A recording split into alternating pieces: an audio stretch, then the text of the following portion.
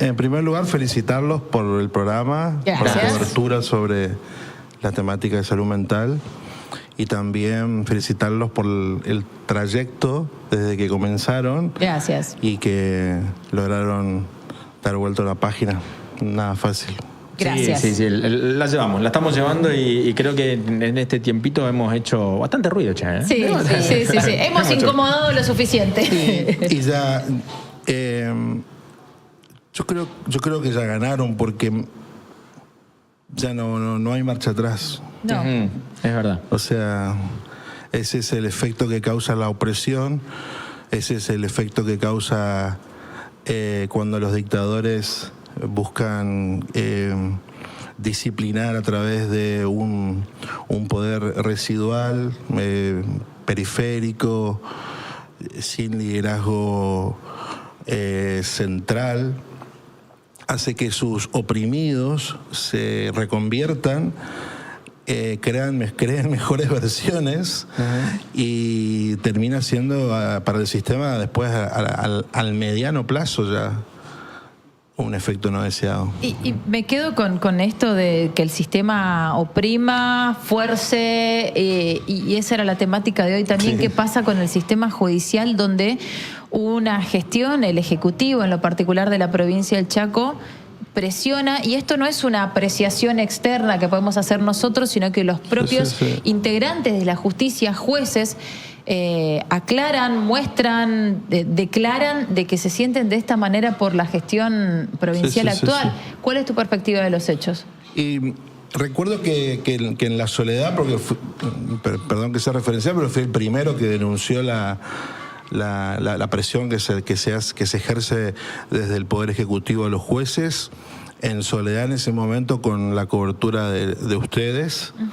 También me hizo una entrevista a Roberto Espinosa, y creo que Radio Natagalá también hizo una cobertura sobre el tema. Después empezamos a ver ya muestras concretas. A mí me parece un término muy apropiado, más allá del lunfardo local, lo que dijo el juez Inkovic en este programa, calificando a la avanzada del Ejecutivo como una gansada. Me parece muy adecuado, porque ese es un término que se usa cuando una acción irremediablemente queda en la nada, ¿no? Desde el origen. Ya cuando te hacen una pregunta como abogado y te dicen: che, ¿qué te parece si lo amedrentamos a este juez presentando un jury porque me aplicó unas 30? Cualquier abogado que haya cursado introducción al derecho te diría: no estás durmiendo bien, anda a descansar, esta es una gansada, dejemos de hablar de este tema y hablemos de cómo va el Barcelona, ¿no? Sí.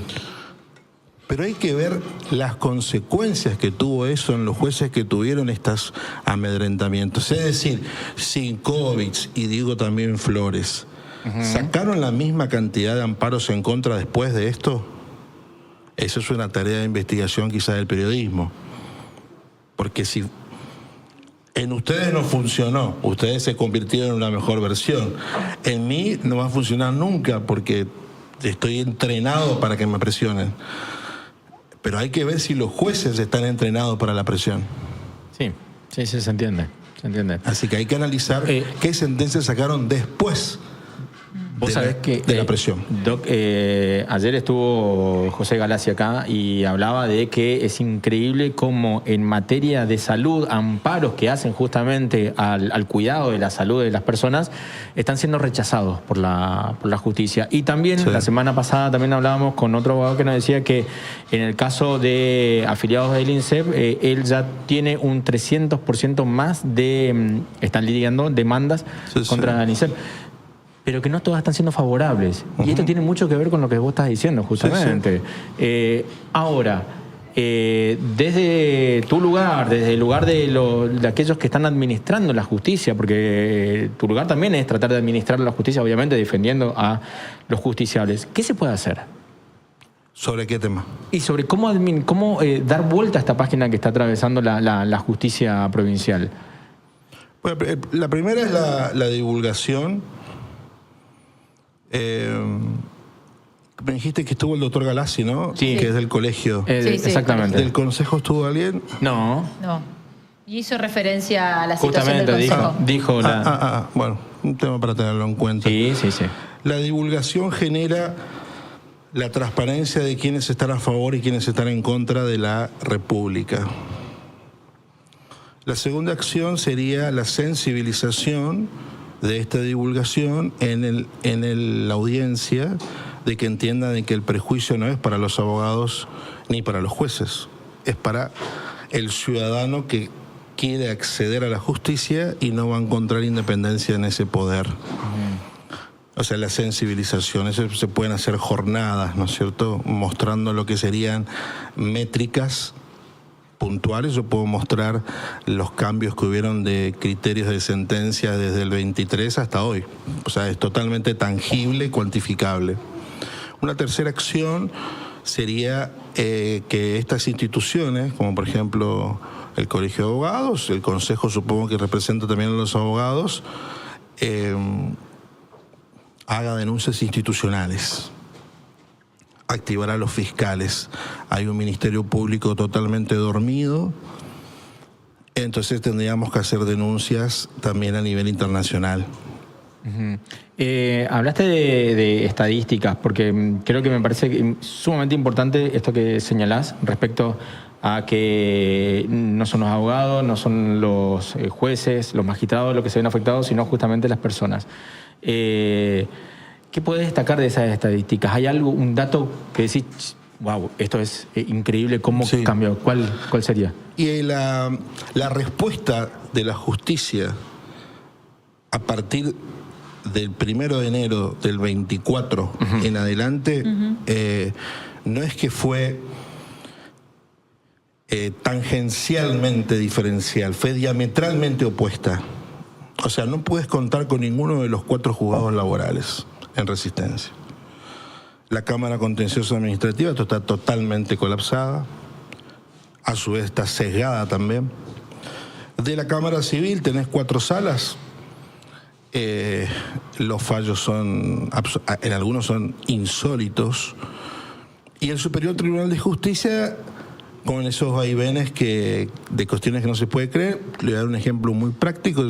A mí me acaban de rechazar una medida cautelar que presenté en el Superior Tribunal de una docente a la que le limitaron por un decreto y por 2 resoluciones ministeriales, y le pusieron un tope a su carrera docente. Es una persona que se capacitó, le entregaron las acreditaciones de esa capacitación y ahora el Estado le dice, pero todo lo que hiciste en teoría debería valer 36, pero para mí vale 4. Si se quiere, se podría entender que es una decisión que en algún momento un Estado podría adoptarlo. Sí, tiene que reformar la ley provincial. La ley provincial, la 2147, no establece ningún tope.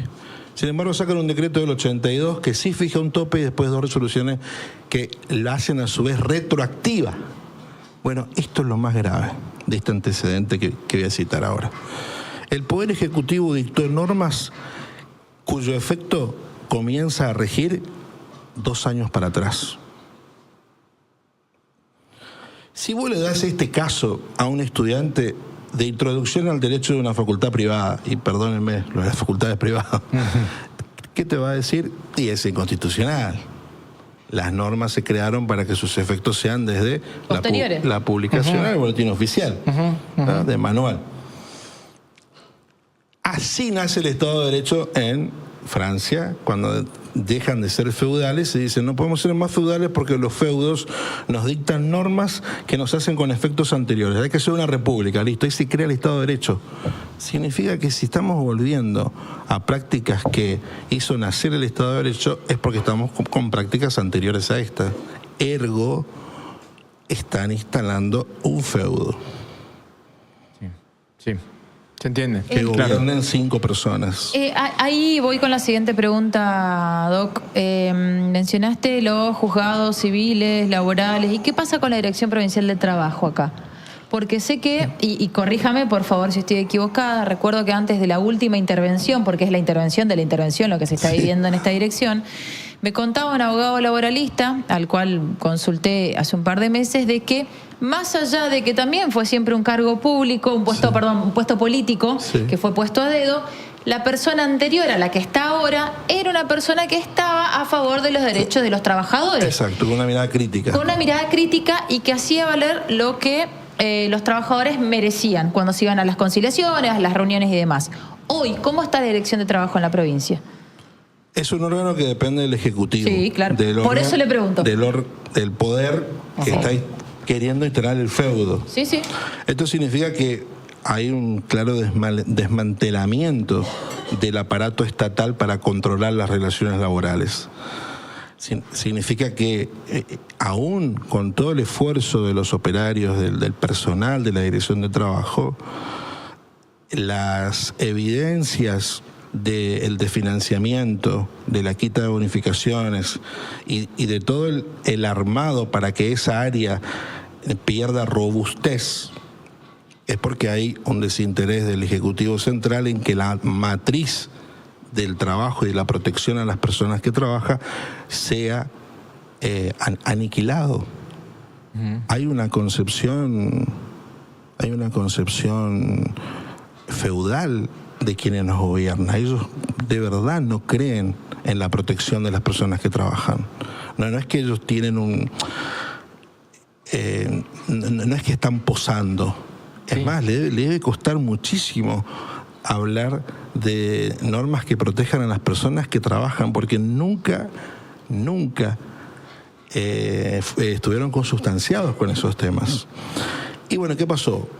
Se encontró con un Estado que dejó un montón de personas desprotegidas porque no tuvieron normas que las protejan. Entonces dijo, bueno, este es el insumo perfecto. Junto a 4 o 5 asesores para que me den 4 o 5 ideas más o menos perversas y arranco el plan. Y el plan es destruir el periodismo, operar contra el Poder Judicial, colocar a los mayores funcionarios mediocres que pueda, pauta oficial pagada, y a partir de ahí segmentar el pensamiento de la sociedad. Sí. También es interesante para mí, más allá de la visión que tenemos de abogados que están vinculados a consejo y colegio, sabemos que también hay otros tantos que están por fuera por ahí de estas estructuras. Que es mi caso. Exactamente, por eso quería ir a eso. ¿Qué te dicen tus colegas con los cuales justamente te encontrás que no están agrupados en estas dos organizaciones? Porque también hay una mirada crítica acerca de cómo se defiende el laburo del abogado. ¿Qué te dicen? ¿Con qué te encontrás en los pasillos de los tribunales? Con que no tenemos gremios. La única profesión del Chaco que no tiene un gremio somos los abogados. ¿Cuesta mucho armarla o organizarla? Sí. ¿Por qué?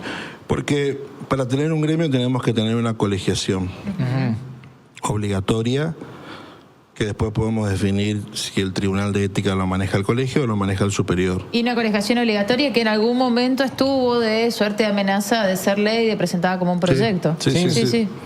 Una ley totalmente, eternamente en conflicto. Sí. Pero la realidad es que Corrientes, que es un feudo, tiene un colegio de abogados que cuando le pasa algo a un abogado, lo respalda porque es un gremio. En el Chaco te pasa algo como abogado y la máxima protección que podés recibir es de la asociación voluntaria de la comisión vecinal del barrio. Sí, se entiende. Con una muestra de un flyer diciendo apoyamos al abogado que defiende al vecino X. Exacto. Que entonces, la primera manifestación de nobles abogados y abogados que ya tenemos algunos añitos es que no tenemos un gremio. Al no tener un gremio, se produce que se crean asociativismos o asociaciones sin una personería o una intervención laboral para proteger nuestros honorarios y nuestra independencia y nuestra libertad para otros beneficios. Hacer otras cosas, hacer cursos, qué sé yo, pero... Sí. Pero desde esto que vos planteás, también es posible pensar en el hecho de a través de manifestaciones, me refiero a que tengan un peso, porque hay muchos abogados y abogadas detrás de ellos, ¿se pueda mejorar la calidad de la justicia o esto...? No. ¿No? Todo lo contrario. Bueno, ahí también... El sistema del Chaco funciona de la siguiente forma. Las asociaciones que están integradas por abogados no están diseñadas institucionalmente para ponerle un freno al poder. Por una razón muy simple. No tienen poder. No tiene poder ni el Consejo ni tiene poder el colegio. ¿Por qué? Porque no tienen poder económico, no tienen plata. El Consejo estaría teniendo un poquito más de poder. No. Perdóname. Los integrantes de las entidades que tengan un roleplay o un juego social individualista, los tenemos que abstraer de la entidad. Sí. Y podemos ponerle nombre y apellido a jugadoras o jugadores. Sí, claro. Sin duda. Bueno, es el roleplay, digamos, forma parte de un modelo chaqueño de no colegiación y de no tener una institución que defienda a los profesionales. Entonces, y vos decís, y cuando comienzan las campañas y quieren integrar las asociaciones y el Consejo de la Magistratura, que vos decís, ¿a quién le puede interesar con todo el tiempo que necesitas para trabajar y vivir de la profesión? Y después te das cuenta que hay intereses personales de por qué tanta movida, de por qué tanto presupuesto para campañas, y que vamos después los abogados litigantes puros, que no somos además de ningún partido político, nos dedicamos a la profesión y lo ves de taquito la jugada. Te tengo una pregunta, perdón, súper básica, simple, pero quiero tu respuesta absolutamente honesta. ¿Cómo perjudica a un abogado ser de un partido político e integrar y ser operativamente funcional a un partido político? O sea, no estoy negando que un abogado pueda ser del partido político que se le cante, pero cuando sos funcional a... En todas las ramas no tiene ninguna afectación, salvo en la laboral. Mirá vos. ¿Por qué? Porque en algún momento tenés que enfrentarte al Estado como empleador. Y ahí va a pasar lo que pasó con el gobierno anterior, donde existen los abogados laboralistas peronistas. Es más, integran asociaciones peronistas, ejercen una militancia peronista y a partir de la militancia peronista se presentan como abogados laboralistas. Y bueno, si le tenés que hacer un juicio a un Estado que es peronista, y no vas a ir a ese abogado. Sí, y además tenés un segundo factor en el Chaco, que es cómo se ve sesgada la independencia del rol profesional de un abogado cuando además trabaja para el Estado como asesor. Que hay mucho de eso también. Y que no puede litigar contra el Estado. Sí. Claro. Sí, hay mucho de eso. Vos sabés que, y bueno, gracias por tu tiempo obviamente, pero en algún momento estaría muy bueno hablar acerca de lo que es la política dentro de la justicia, a partir de esto que estás diciendo, a partir de lo que es esta pelea que surge para integrar el Consejo de la Magistratura, que debe ser de los órganos que, si bien en su origen es muy loable, pero es de lo más viciado en estos tiempos. De lo más viciado en estos tiempos, porque el poder político que se juega cada vez que se eligen miembros del Consejo de la Magistratura es alevoso.